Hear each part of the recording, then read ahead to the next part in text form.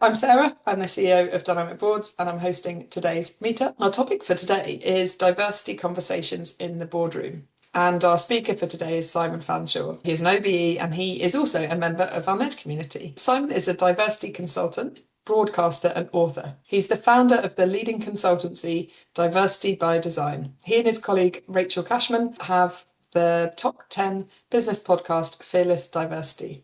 He's currently on the board of Powerful Woman, is chairman of Hexagon Housing Association and the current rector of Edinburgh University. He was previously chairman of Sussex University, a non-exec director on the board of Housing and Care 21, a governor of the Museum of London, and on the board of Brighton Dome and Festival. He has grown and sold successfully 2 businesses. He was one of 6 co-founders in 1989 of the lesbian and gay equality campaign Stonewall, a key influence in the strategy to create equality for lesbian and gays, which was completed by the Marriage Same-Sex Couples Act in 2014. His latest book, The Power of Difference, was published in December 2021 by Kogan Page, and it's the Chartered Institute Management's book of 2023. He was voted the second most influential thinker in 2022 and inducted into the Hall of Fame in 2023. In 2024, he co-authored the report Flying Flags and Ticking Boxes, What Went Wrong with EDI and How Leaders Can Help Fix It. Simon, I really appreciate you giving us time.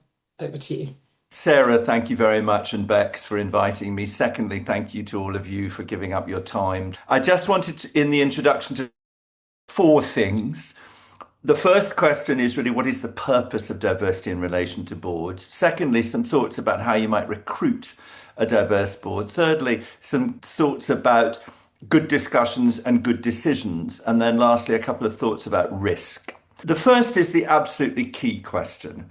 Why would you bother to recruit a board that was diverse, and what do you mean by the notion of diversity? Typically, what we all do is we revert to demographic diversity, and then we start to count the numbers of this category of people and that category of people. There's nothing wrong with that, and it often pushes you to open up opportunity for those particular groups of people, and think about how you might be clear about attracting them into your pipeline.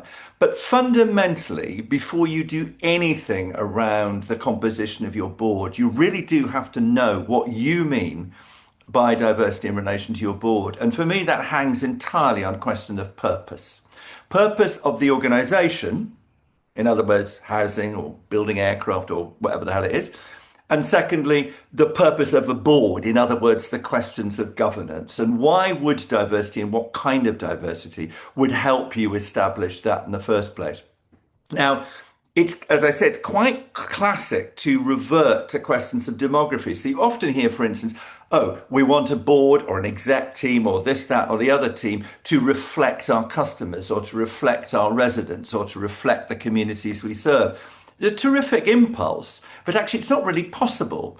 Arithmetically, it doesn't make any sense. But the question is, what lies behind that? What do you actually mean by that when you say that? And I think what we could usefully mean by it is this, that we have the combination of difference inside the board that alerts us to the difference outside the board. So if you think of housing, for instance, I mean, what's key about that is that at Hexagon, we have 4 members of the board who are also residents and whose homes we manage. They're not representatives. And the fact that they're there, to me, most importantly, I call it the conversation of the pub argument. If you had a bunch of blokes in the pub, the conversation is wholly different than if you have a mixed group of men and women. The very presence of people who are living in homes that the organisation is responsible for managing means that the conversation itself has a different self-consciousness. That is true when you mix men and women. It's true when you mix different forms of ethnicity. But you can't just achieve that mix by demographics. So that's my first question is, what is diversity for on the board? It's for enabling you to drive the organization's core aims and objectives. So you have to make some decisions specifically related to those objectives. And secondly, it's for really good governance discussions. On the first question about core objectives, You might be an organization that's expanding. You might just have merged. You might be taking over. There's a whole series of points in your business journey, and your governance will be relative to that as well as the overall core objective. So these questions of diversity are accurate. You need accurate answers to that question, not cliches, not generalizations. They need to be specific to your business, where you are in the business journey, the sector you're in, and so on and so forth. Second question. So once you've got that idea, this is what we're thinking about. How do you then recruit to put together the board that you need? And I've got this, sorry about it. You have to give things names, don't you? So people write them down. And I've got a thing, and I call it the virtuous circle of selection, which sounds rather pompous, and I apologize for that. But what happens is, you just imagine going around a circle. So what are you trying to do? So what's the board trying to do? What kind of combination of difference, back to my first question about what diversity do you need, will help you to do it better? So let's assess who we've got, both in terms of where they come from, their backgrounds, their approaches, their sectors, their approach, the kind of personality they bring to the board, and so on and so forth. And once you've understood that, then the question is, who are you going to add? So my key question about recruiting a diverse board is, the question is always, who are you going to add? And I'm the person who produced there are more Johns, Davids and Andrews on the board, the top 300 jobs of the FTSE 100, than there are people who are female or people who are not white. And I did it because I was interested to think what is the composition of those boards? But the key question is, how did that happen? And the way it happened, I think, if you look at the research and you look at the evidence, is that people had a preconception and have a preconception about what they think they need on a board. So firstly, they look at people individually. They say, oh, what's he got or she got or whatever? I want that skill. I want that experience or whatever. What they need to do is not look at the individual, but you need to look around that circle. So you're always thinking about recruitment in the context of the team. And it's quite surprising how little that's done on boards. So firstly, who are you adding to who you've already got? And secondly, what are your preconceptions about what you need to add? We helped some people recently recruit, Diversity by Design helped some people to recruit a general counsel. And they kept on using this phrase gravitas. And I eventually said, if you look up gravitas in the dictionary, you'll find that it says middle-aged bloke. Now, nothing wrong with middle-aged blokes. Hello. But the point is, what did they really mean by that?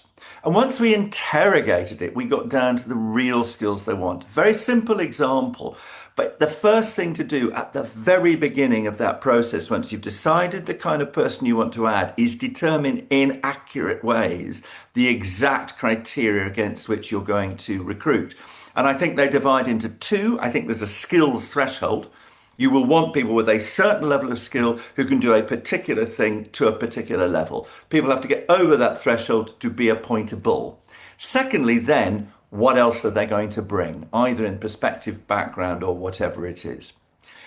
You have to be careful, I think, too, with headhunters here. One of the problems with headhunters is that, well, there are two sets of problems. One is that quite a lot of them aren't terribly adventurous. So you say you want a diverse board, and actually they take diversity. They don't go through that discussion in the beginning about what you really mean by diversity. What they do is they give you a superficially diverse board without actually paying attention to the detail. So that's a discussion you really need to have with them. But you need to establish early on that you are going to recruit according to difference, and you're going to stick to that. Because what happens for headhunters on the other side of the equation is that clients say, oh, I want a really diverse shortlist. And when they provide them with one, actually what they do is they revert. They go back to the kind of cautious sort of assumptions they would make before.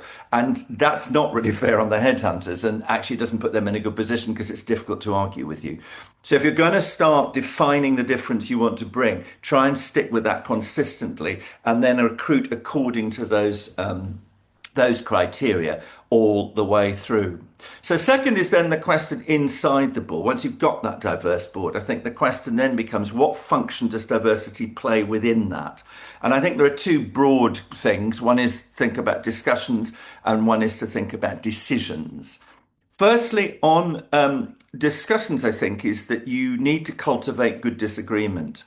My watchword is that boards, teams, spaces are safe for disagreement, not from it. The safety comes from the ability to disagree. Crucially, that's down to the chair. I spend a lot of time working with people on encouraging them not only to speak out, but how to speak out and how do they do it in such a way that's really relevant to the board. I think that depends on papers. So I have all the papers that I want at a board. I divide. I want narrative, I want analysis, and I want options. I don't want to agree a single option. I want to discuss a set of options. And I want to know in each of those options what the desired outcomes are. Bring papers back twice. I had a conversation in Hexagon the other day with our head of governance. She says, oh, the paper's not really quite ready yet. I said, I don't mind. In fact, I'm delighted it's not ready. Bring it in an unfinished form. And that way, let's discuss. And there's the famous Alfred P. Sloan. Alfred P. Sloan, who was the chairman and CEO of General Motors until the 50s. And he's reputed to have said after one board meeting, if we're all in agreement on the decision, then I propose we postpone further discussion of this matter until our next meeting to give ourselves time to develop disagreement and perhaps gain some understanding of what the decision is all about. Don't take agreement as being a signal of a good decision. It's the discussion that is a signal of the good decision. So what we want is we want narrative analysis options. We want papers to come back. So you're not signing off an exec paper, but you're genuinely contributing and building and finding ways of enhancing the discussion and therefore, of course, the decision. And there are various things you can use. I mean, just give you an example. I use one where if there's a very tricky situation, I haven't used this for a while in a board, but I use it a lot in work. Imagine for a second you've got a quadrant. You put a big decision at the top. We will work in Saudi Arabia. That's something I've done recently with a big architecture firm. We will work in Saudi Arabia. You put organizational, personal, pro and con. And on their own, you get people to go around that quadrant, you time them. Or get somebody to time them so that every individual gets a chance to focus on that. You then go back round, make your priorities, you put that on the big quadrant, everybody's voice is in the argument. I merely suggested it's a way of doing it. But the thing I always say to people is just imagine for a second your board has got introverts and extroverts on it. Great quote from Devorah Zak, the American journalist, introverts think to speak, extroverts speak to think. So how do you construct a decision-making process that can engage both of those types of personalities to make the best decision and contribute at their fullest? Well, the answer is what you don't do in a meeting is turn to an introvert and go, what do you think? Because that's terrifying. But also extroverts, we say things we don't necessarily end up believing. We're thinking. Don't hold it to us. Hold us to it. So what do you do? How do you create a decision-making process that enables both of those groups of people to contribute? If you use that as a metaphor, then think about that round your board table. And the last thing is the question of risk. Just to say that one of the key things obviously boards do is that they governance risk. You assess risk in order to take it. You don't assess risk in order to not take it. You assess risk to take it, therefore you have to be really rigorous about it. It's very different in different industries. I'm just working in the aero industry at the moment where it's absolutely top of the line. If you don't get the risk absolutely 100% bottomed out, as one of them said, if the engine fails, you've got a glider. So risk is very different in different circumstances, but there are a number of risks that boards have to do. Number one is be really clear that there are things you don't know that you don't know. It's the single most terrifying thing about governance is what you don't know. The most useful thing anybody's ever said to me about risk is think of it in terms of outcomes, not event.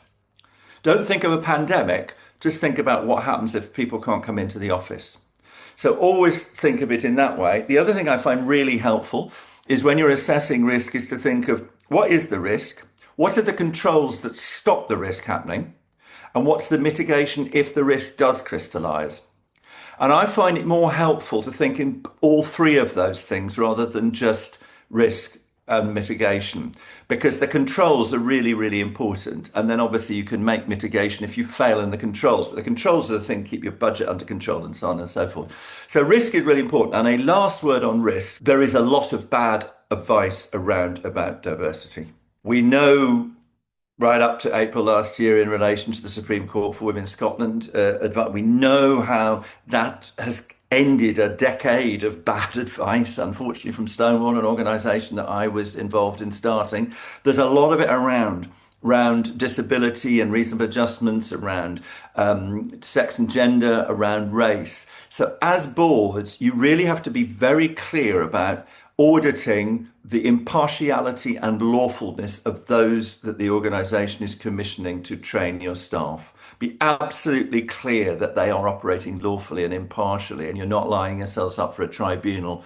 or a case, because there are less of them these days, but boy, are they expensive. And it's a huge risk to boards.